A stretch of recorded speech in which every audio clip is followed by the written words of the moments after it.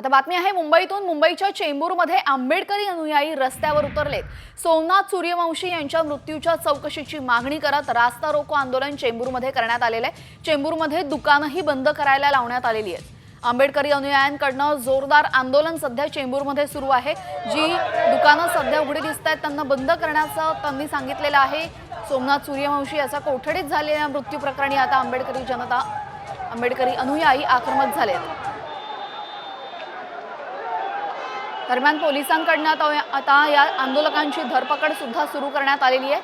पोलिसांकडूनही धरपकड सुरू करण्यात आली। चेंबूरमधली दृश्य आहे। परभणीमध्ये घटना घडली होती। परभणीमध्ये आंदोलक सोमनाथ सूर्यवंशी याचा कोठडीमध्ये मृत्यू झाला आणि त्याचा खून झाल्याचा आरोप यावेळेस करण्यात आलेला आहे आणि त्याचमुळे आता हे महाराष्ट्रावर पसरत आहे। बीड, जालना या ठिकाणी बंद पाळण्यात आलेला आहे आणि मुंबईमध्ये सुद्धा, मुंबईच्या चेंबूरमध्ये सुद्धा आपण पाहतोय हे रास्ता रोको आंदोलन करण्यात आलं। दुकानं सुद्धा बंद करायला लावली।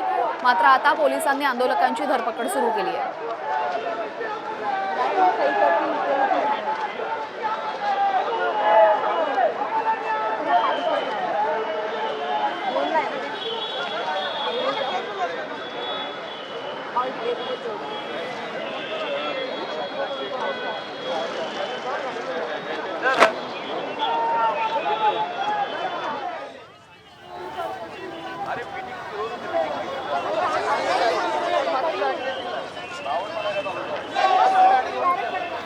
परभणीमध्ये सोमनाथ सूर्यवंशी याचा कोठडीमध्ये मृत्यू झाला आणि त्यानंतर त्या निषेधार्थ राज्यभरामध्ये आंदोलनं सुरू आहेत। हे चेंबूरमधलं दृश्य आहे। चेंबूरमध्ये सुद्धा आंबेडकरी अनुयायांनी RPI कडून हे आंदोलन सुरू करण्यात आलेले आहे। दरम्यान सोमनाथ सूर्यवंशी याच्या कुटुंबियांना 1 कोटी आणि सरकारी नोकरी द्यावी